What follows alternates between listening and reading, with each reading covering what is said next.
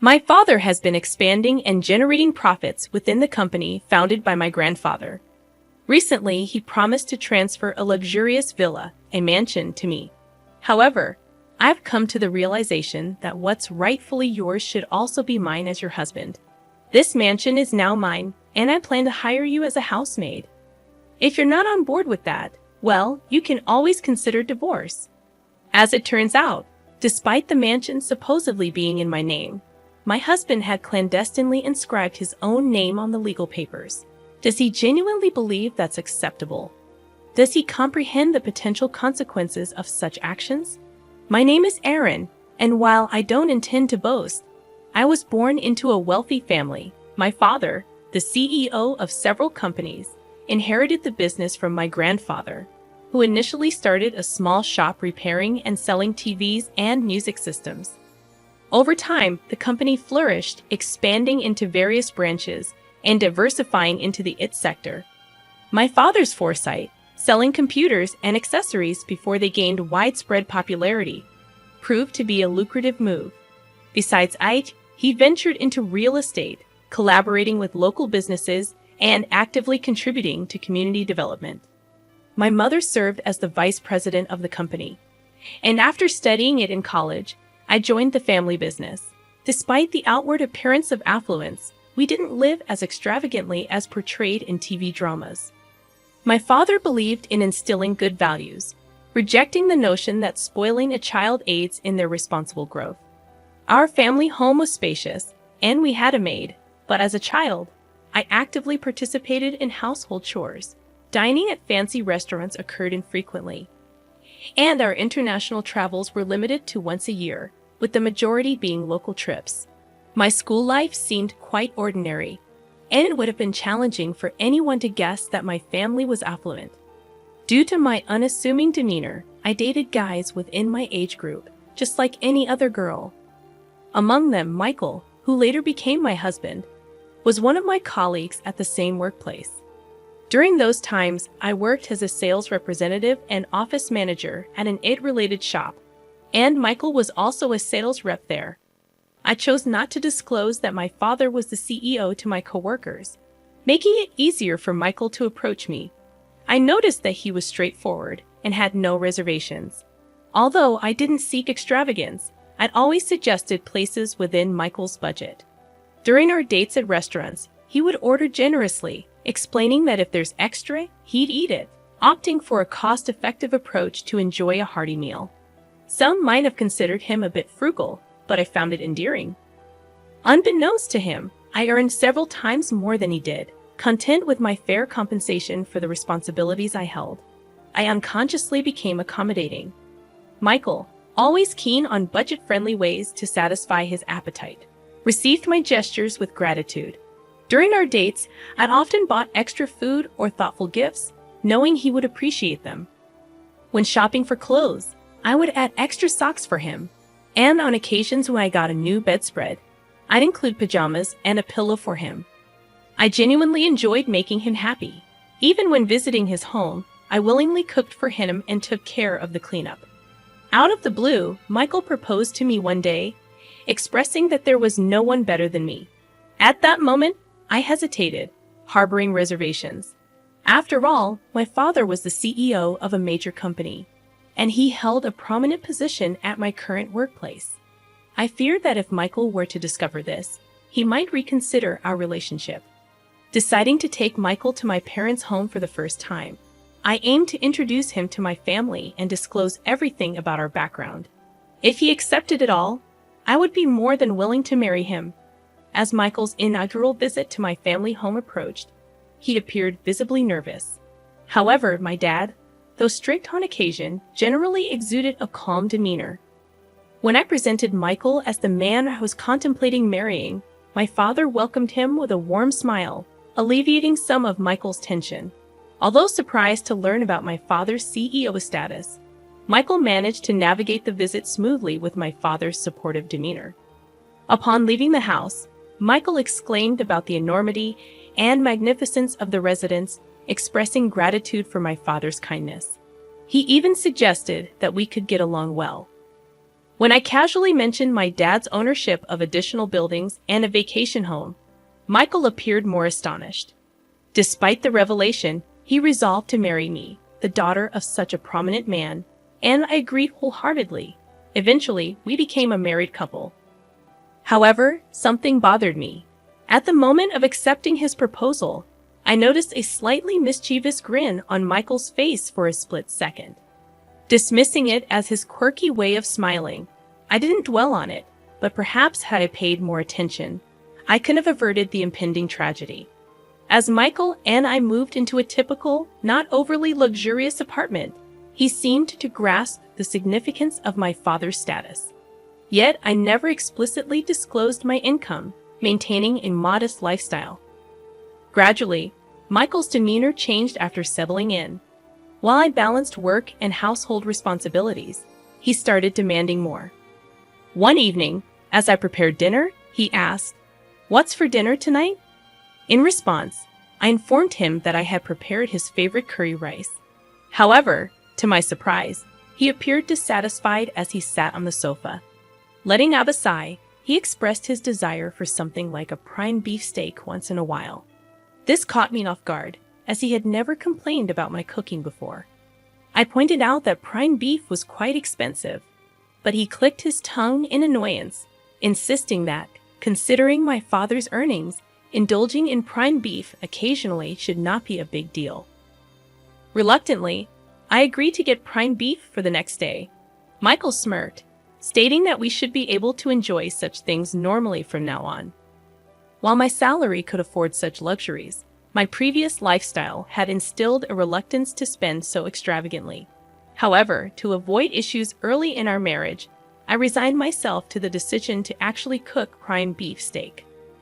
Unfortunately, Michael's lavish tendencies did not stop there. He frequently requested expensive ingredients for meals and specified upscale restaurants when we went out. His cravings extended beyond food, manifesting in desires for a TV larger than 60 inches and even suggesting we should purchase a massage chair for the sake of relaxation after work. These remarks became more frequent, and I began to feel that it was getting out of hand. I questioned the need for such extravagant items, expressing my concern about the expenses involved. Frustrated, I finally retorted, asking him if he thought we were made of money. I challenged his extravagant lifestyle, stating that living so lavishly was unnecessary. In response, Michael made a displeased face and clicked his tongue again, expressing his discontent. He argued that, as the husband, he contributed to the household expenses and insisted that I should listen to him. However, his statements puzzled me, as his contributions, while appreciated, did not amount to a lavish sum. In fact, I contributed more, a fact I never disclosed to him. Despite my substantial financial input, he made these assertions without hesitation. This change in Michael's behavior left me questioning his mindset. He was not like this before, and I couldn't comprehend why he had changed at that moment. I found myself in a state of confusion, unable to comprehend Michael's recent behavior. In response to his audacious requests, I decided to temporarily appease the situation by telling him, "All right, I'll think about it." Little did I know that the explanation for his bold behavior would become apparent just a few days later. On that particular day, my father summoned me to the office of our shop where I worked, claiming that he had something important to discuss. While Michael was engrossed in his work, my father entered the office and initiated a serious conversation. He expressed uncertainty about how much longer he could continue as the CEO and hinted at the possibility of me taking over in the future. Furthermore, he mentioned transferring the vacation home to me. This vacation home, briefly mentioned to Michael earlier, resembled a large lodge located about a 30-minute drive away. It was a place where my father used to host gatherings with town shop owners, under the guise of meetings. Although such meetings were no longer held, the house was consistently ready to be lived in, maintained by a housekeeper. My father offered me the freedom to use the vacation home however I wanted. This proposition left me torn, as I had no concrete idea of how to utilize such a property.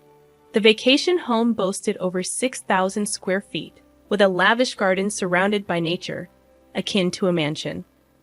Lacking the social connections to host significant parties, I contemplated keeping it as an asset. I conveyed to my father that I would positively consider his proposal but needed more time to make a decision. He assured me there was no rush and left a contract on the desk before departing the shop. Returning home after work, I leaned towards accepting the mansion, intending to give it further thought the next day. However, the following day brought an unexpected turn of events. Upon arriving at work, I discovered that Michael, who typically arrived before me, was absent from the shop. Intrigued, I entered the office only to find him there. Instinctively, I asked, "What are you doing here?"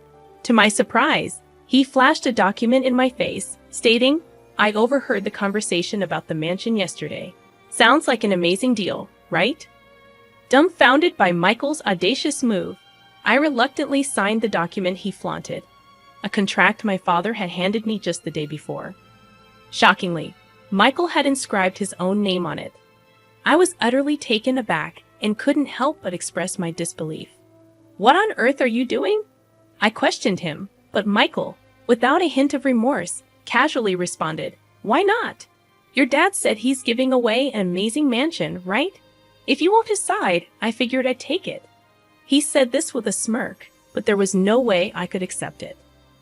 Persistently, I pleaded with him, emphasizing the house's worth of $4 million and my father's intention to give it to me. However, Michael dismissed my concerns with a nonchalant laugh. $4 million? Dan, that's impressive. Think about it. I have the right to this mansion because you're my wife, and I'm your husband, so I have a right to what's yours. Moreover, your dad really likes me. He probably won't have any complaints. So from today, this villa is my house. If you live in a wealthy house, you've got to make use of it. How about I hire you as a maid in this mansion? If you have any complaints, I'll divorce you anytime, he confidently declared. It was at that moment when I recalled Michael's past actions and words, and everything finally clicked. He seemingly had no qualms about taking from others, even if it meant practically stealing without feeling guilty. During our dating days, I always showered him with gifts, but he never reciprocated. My giving nature might have corrupted him, leading him to believe that what was mine was automatically his. My dad's kindness to Michael likely made him feel my father was easy to manipulate, and perhaps he perceived me as even more gullible. With a plan forming in my mind, I decided to confront him. I declared, "Fine then. This mansion is yours, but I'm not going to be your maid. Let's get a divorce. Take care." After that, I returned to my job and, during my lunch break, called a divorce lawyer to initiate the process. Michael, seemingly unfazed, responded with bravado, claiming he was fine with it and canceling the lease on his current place. Little did he know that tragedy was about to hit him, and he just hadn't realized it yet. Later, I went back to my parents' place and shared everything with my father. From that point on, everything unfolded according to my plan. A few weeks later, Michael called me in a state of panic, having received an enormous bill. While his shock was understandable, it was only fair considering the fixed property tax on the $4 million house he had claimed as his own. I casually informed Michael that he should expect to pay around that much for the property tax. However, he appeared utterly clueless, lacking knowledge that paying tax on owned property is common. Normally, my father would have covered the tax if he had received the property. But upon hearing the entire story, my usually calm father was furious. Despite my warnings about my father's strict nature, he declared he can have it if he can afford it, and accepted the property transfer to Michael. To be honest, a part of me wanted Michael to learn a tough lesson, and there was no way he could afford the hefty amount. Frustrated with Michael's persistent pleas, I decided to deliver a final blow. The annual property tax, I revealed, amounted to about $60,000. It dawned on me that Michael always had a mindset of trying to take advantage of his friends, possibly driving them away and leaving him without anyone to teach him common sense. Acknowledging that I may have been a bit unreasonable, I admitted that my once cute perception of Michael had drastically changed, Without any sympathy left, I hung up the phone. Subsequently, Michael couldn't sustain living in the house and faced forced eviction. Realizing he couldn't afford it, my father reverted the property deed back to my name, incurring the gift tax himself. Meanwhile, Michael faced severe consequences. He was fired from his job and charged with unlawfully changing the property deed. He received scoldings from his parents and was shunned by acquaintances. Now jobless and friendless, he barely scraped by in a rundown apartment, working odd jobs. His parents were even considering disowning him. As for me, I've been gradually preparing to take over my father's company. My father once told me that success in business doesn't come from looking for shortcuts. Reflecting on the fact that I almost married Michael, I deeply understand the truth in his words. Inspired by my father's greatness, I push forward every day in my involvement in running the business.